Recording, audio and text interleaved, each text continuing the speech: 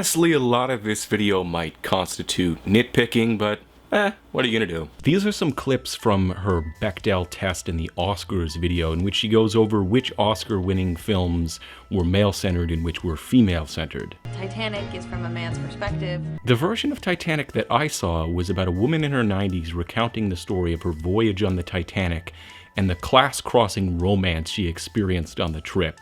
What movie did Anita watch exactly? I would actually like someone to explain to me how this is from a male point of view. It was written by a man, certainly, but the story centers around the life of a female character. If anything, Jack serves as a manic pixie dream boy, there to pull Rose out of the doldrums of her upper-class existence and show her that she too can enjoy slumming it by horseback riding and dancing with poor people. Sound of Music is woman-centered. I hate that movie. Silence of the Lambs is about a man who eats people. And this is interesting because although Jodie Foster's character plays a pretty big role in the film, you would never describe it as a movie about an FBI agent who, you would describe it as a movie about Hannibal Lecter. If by played a significant role in the movie you mean she was the main character, then yes. The statement, Silence of the Lambs is about a man who eats people, is a horrible mischaracterization of the movie. Note the fact that she says, we would describe the movie as. I don't think that she's wrong about that in the sense that the typical person with only a dim memory of the film would describe it that way, but this has more to do with popular culture and the flaws in human memory than any objective look at the film. While Hannibal Lecter is an iconic character and certainly would be what stood out in people's minds, and subsequent films were more centered around him, I think that any fair look at Silence of the Lambs would show that it is actually a movie about up-and-coming FBI agent Clarice Starling and her search for serial killer Buffalo Bill, who's loosely based on Ed Gein. It is not about a man who eats people. One could describe it as being about Hannibal Lecter, but I think that's a rather poor and misleading description. I would describe Silence of the Lambs in exactly the sort of way Feminist Frequency said that we wouldn't.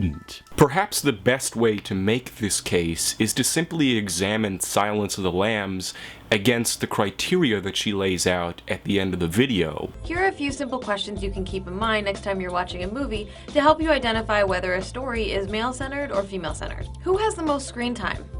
Hannibal Lecter does not even appear until 15 minutes into the movie. He is absent for approximately the last 25 minutes of the movie except the very end. Hannibal Lecter only appears in about 3 scenes without Agent Starling, one of which is very brief. With the exception of those scenes and a few cutaway scenes of Buffalo Bill, Agent Starling is in every scene of the movie. The winner, hands down, is Agent Starling. Whose perspective do we see the scene from? To be perfectly honest, in light of all the other questions, I'm not exactly sure what she means by perspective in this case. Strictly speaking, we see everything from the camera's perspective, although cameras can go into first-person mode. And in Silence of the Lambs, for example, you have several shots which are what they call breaking the fourth wall, in which we see a dead-on shot of Hannibal Lecter from Agent Starling's point of view and dead-on shots of Agent Starling from Hannibal Lecter's point of view, and perspective in who is followed in the scene tends to shift depending on the scene and the dramatic tension in the scene, building suspense, all these sort of things. But I'm going to go with Agent Starling anyway. Whose story arc does the plot revolve around? It's Agent Starling's journey to find a killer. Lecter is merely her foil. Do we see them make decisions? We absolutely see Agent Starling making decisions in this movie. And who do we most identify with? Well, you know, this one time, a census taker came to my house. I'm kidding. Who we most identify with is sort of in the eye of the beholder, but I'm gonna go way out on a limb and say that it's Agent Starling for most people, unless they're really big into, cannibalism. So I think that I have shown clearly here that this movie is centered around Agent Starling and not about a man who eats people. At any rate, in a related video to the Bechdel test, Anita uses Fight Club as an example as a male-centric film. Interestingly, though, there have been several feminist analyses of the movie. The lack of a female character is deliberate and part of the underlying theme of the film. Feminist Frequency just tosses it in for effect with no explanation whatsoever. Also, I would like to recommend Alison Bechdel's book, Home, a Tragic Comedy, available at your local bookstore or comic shop. I just want to file share without being bombarded by naked women and offers to meet ladies in my neighborhood. I should say here that I am not the first person to point this out, but the conspiracy against women and female gamers doesn't really exist here. Rather, what you have is that these sites operate on the margins of legality, and it is likely the case that these porn advertisers were the only thing that they could get. That's what SOPA and PIPA and those other bills to try and stop torrent sites were all about. Stopping the money supply from the advertisers. Traditional advertisers, such as Google Ads, won't touch these sites, and porn sites will, and that's why BitTorrent sites are filled with porn images and all that other stuff, not because it's a boys' club that they're trying to keep women out of. Vampires, vampires, vampires. They're everywhere. And they want equal rights too, damn it. Yes, I'm talking about True Blood. The problem I have with True Blood is I feel like it's structurally flawed. The writers are equating vampire rights with the struggle of civil rights and queer rights. Let's be clear. Vampires are evil, manipulative, blood-sucking, monstrous, undead beings.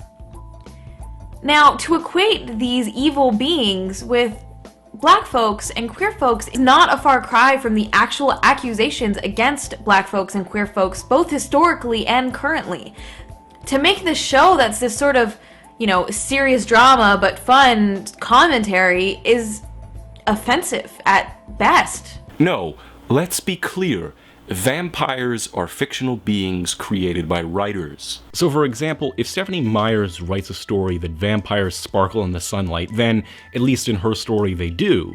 Edward may be an abusive and controlling asshole, but he's not evil. Typically speaking, vampires are creatures of instinct. They do not murder people, they drink their blood to live. Vegan arguments aside, you can't really call them any more evil than humans who eat other animals. Ethics aside, more importantly here, Anita seems to be confusing analogy with allegory. The show True Blood was created by a gay man. The fact that within our society, gays and blacks have been treated as social pariahs is exactly why it makes a good allegory. In the 1950s, when homosexuality was classified by institutional psychology as a psychological disorder, gay men were depicted in scary public service documentaries as luring in the shadows and preying on the innocent, much like vampires. It also should be noted that the notion of a vampire has changed through the course of fiction. As examined in the video in the description box, vampires classically have been a metaphor for the aristocratic class, whereas werewolves have represented the working class.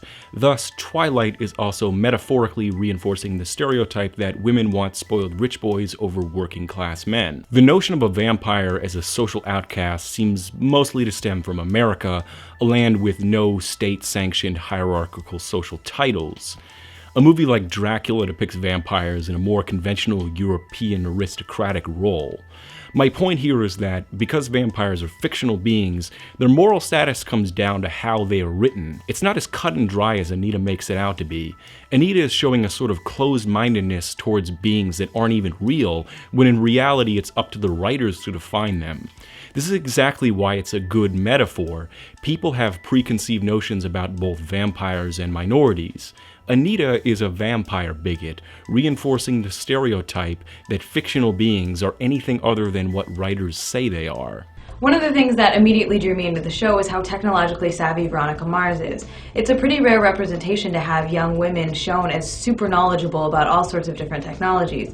So you see her often using computers and having a really good understanding of how they work. She's also an excellent photographer, printers, scanners, all that sort of stuff. She also has a lot of different spy gadgets. The show is of course not without its faults. It has some problematic portrayals of racism and classism, but it does actually acknowledge those things and talks about them throughout the show. This is in comparison to most mainstream television shows that don't even really acknowledge that racism or classism exists.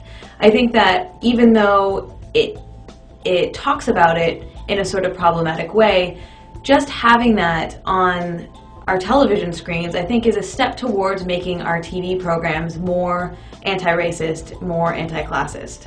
Classism, Does she mean that they live in a fictional upper middle class world in which high schoolers can afford expensive camera lenses and spy equipment? The thing about the world of television is that everyone is dressed in fashionable and new clothing, almost as if it came from a wardrobe department, where they all drive new and fancy cars, almost as if it's a product placement, and they all live in nice houses, almost as if the show is filmed on a studio backlot. The Manic Pixie Dream Girl is a supporting character used to further the storyline of the male hero. She really has no life of her own. She has no family or interests or much of a job that we ever see. If this is the description of the typical manic pixie, then I would like to recommend the movie Amélie. It's a French movie, so technically speaking, it's not exactly a Hollywood movie. But this character could be described as a manic pixie, except for the fact that she is the central character of the movie. You do see her family, her job, her interests, and although she does have a love interest in the movie, he is the side character, and it's really a subplot of the movie. It's actually a very good movie, and I'd highly recommend it. And this list would not be complete without an appearance from Natalie Portman. Her young and bubbly childlike character in Garden State just might be the quintessential manic pixie dream girl. What was that movie that we made with Natalie Portman? It was basically The Stranger with the happy ending. Yeah, that did pretty well at the box office. Here's a blank check. Go make 10 more of those movies. And that's how Hollywood works. One recurring phrase I hear in feminist frequency videos is full and complete human beings. This phrase is usually presented as an alternative to stereotypes of women. I want to see more films depict women as full and complete human beings, not stuck in stereotypical gender roles. And start writing us as full and complete human beings. Okay? You might not know this, but we're full and complete human beings with our own troubles, interests, and creative endeavors. First, when we talk about women, we mean full and complete human beings and all that that entails. Progressives and feminists need to actively reframe the message to be about the equity and equality of women as whole, fully realized human beings. So next time you see images of half-naked women in movies or magazines or advertising, ask yourself what you're really looking at. Is it a healthy, full, and complete human being being represented, or a woman who is nothing more than a sexual object? First, let me be charitable to Anita and say that what I believe she's trying to say has something to do with better developed female characters and not one-dimensional stereotypes. Here's a clip that I think conveys the basic idea. The problem comes in when female characters aren't represented as fully formed human beings in all kinds of media, not just video games.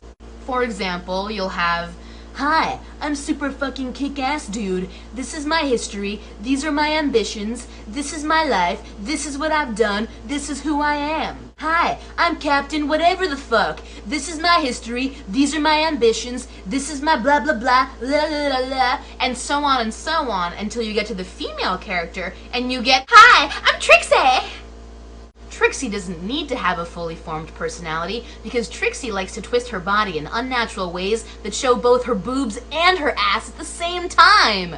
So giving Anita the benefit of the doubt, and not taking this phrase too literally, I don't have a problem with it. But for the sake of playing devil's advocate, let me examine this statement a bit closer and a bit more literally, because I think that it elucidates something important about the media, stories, and how stories are told.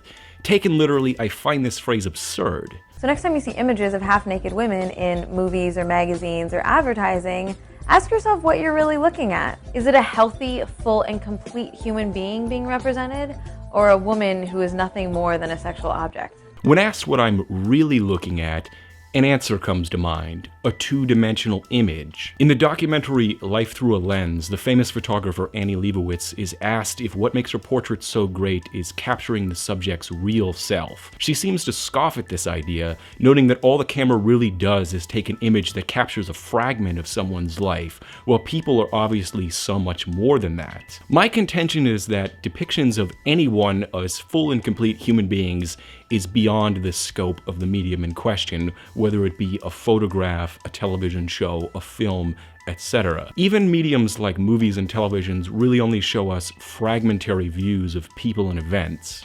To view someone as a full and complete human being would take what might be called a God's eye view. The fullness of someone's life would include every moment they ever lived, every thought they ever had, everything everyone ever saw or felt of them, their social historical context, and on and on. Arguably, the whole of reality is so intertwined that to completely see the extent of someone's life would require knowing everything in the universe.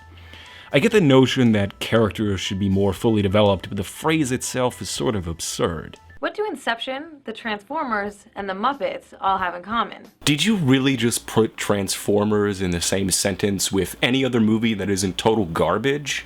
In 1991, Katha Pollitt, a feminist essayist, wrote an article for the New York Times because she was disturbed by the lack of substantive female characters for her young daughter to watch. She found that most programming aimed at young people had a majority of male characters with just one female included in the group.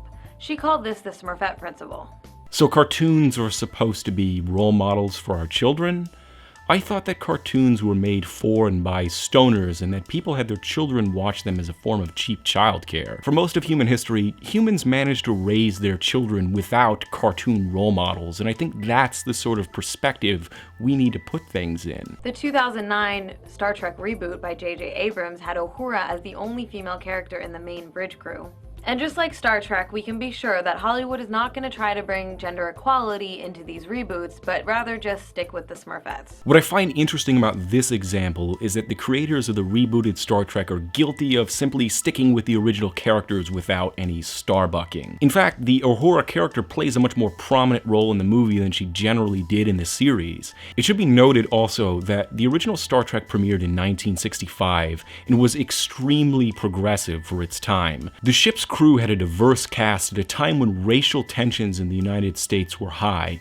By contrast, the movie Forbidden Planet, which is one of the movies which Star Trek draws on, has a ship in which the entire crew is white males. Although Uhura may simply have been a Smurfette token black character, her real-life impact was very real. This is from Wikipedia. It was on Star Trek that Nichols gained popular recognition by being one of the first black women to be featured in a major television series, not portrayed as a servant. Her prominent supporting role as bridge officer was unprecedented. During the first year of the series, Nichols was tempted to leave the show as she wanted to pursue a Broadway career.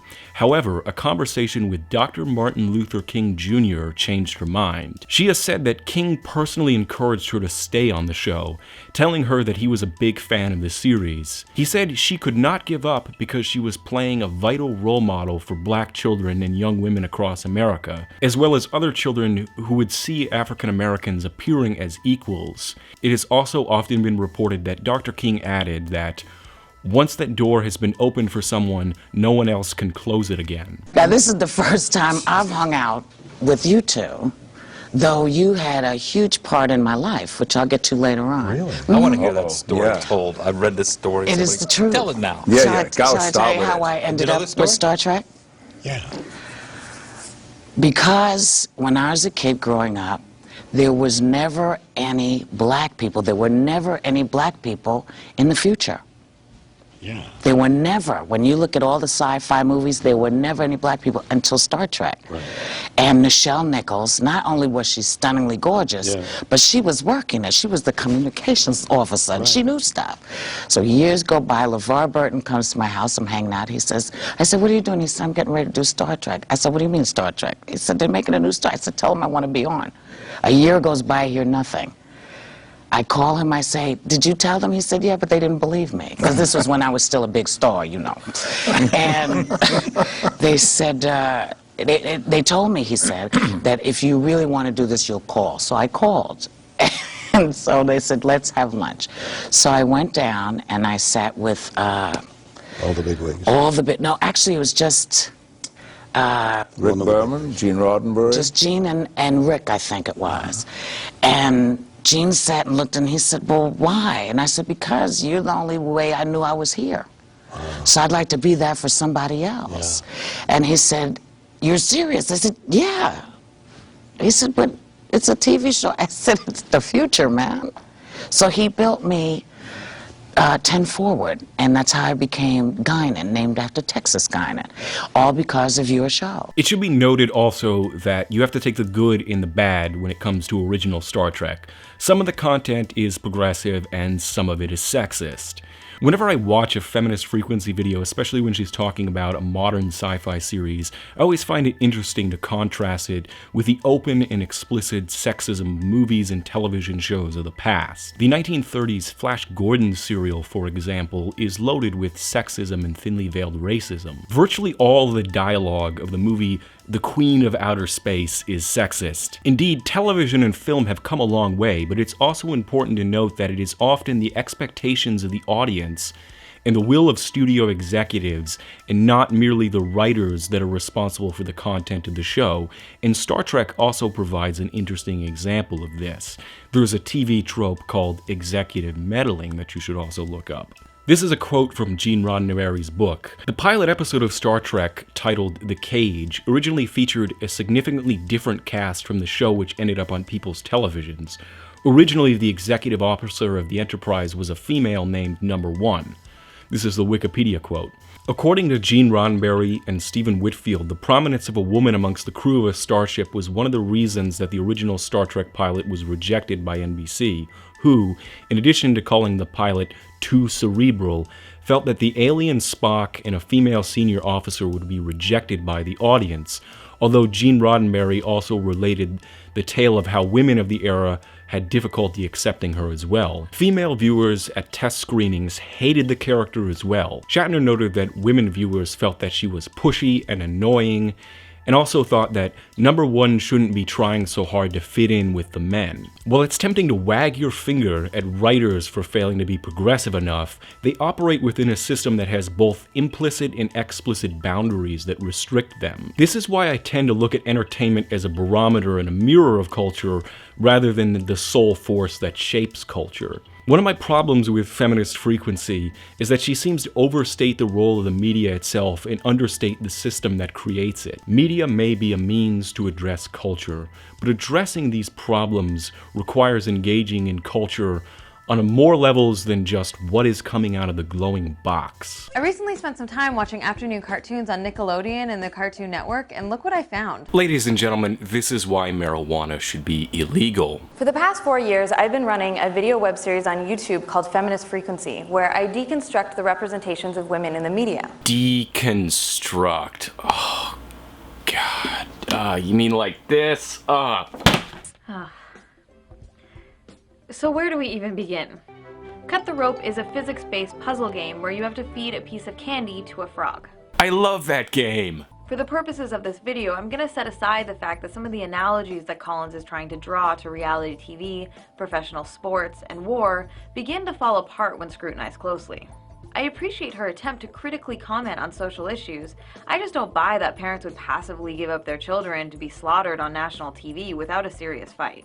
Well, there's a saying, all analogies are false analogies, and here again, I think this is more allegory than analogy.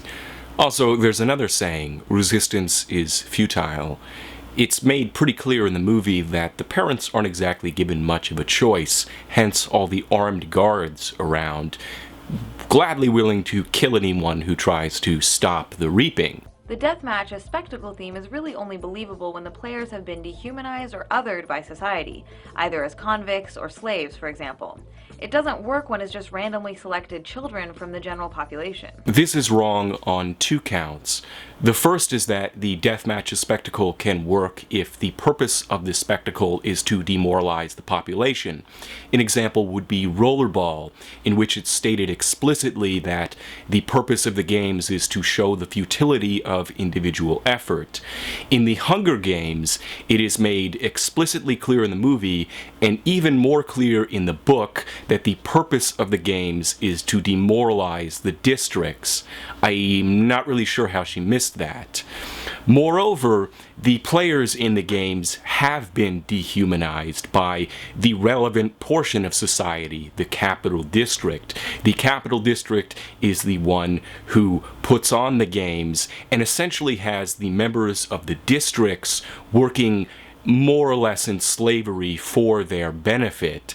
And the Capitol members are the ones who get the thrill out of watching them kill each other, whereas they don't really view the district members as fully human and worthy of being punished because of a rebellion that happened some 74 years earlier. So this is just doubly wrong. I'll go into details about the failings of Book 2 and 3 in a future video, but for now I'll just say if you haven't read the 2 books already, I wouldn't bother. This is a matter of opinion, but I disagree. If the last 2 books were just about a love triangle, trust me, I would be first in line to denounce them, but they're actually about the revolt against the Capitol, and issues of character progression aside, it's an interesting story that is worth it if you like the first book. So that's my opinion. Alright, that's enough trivialities for now.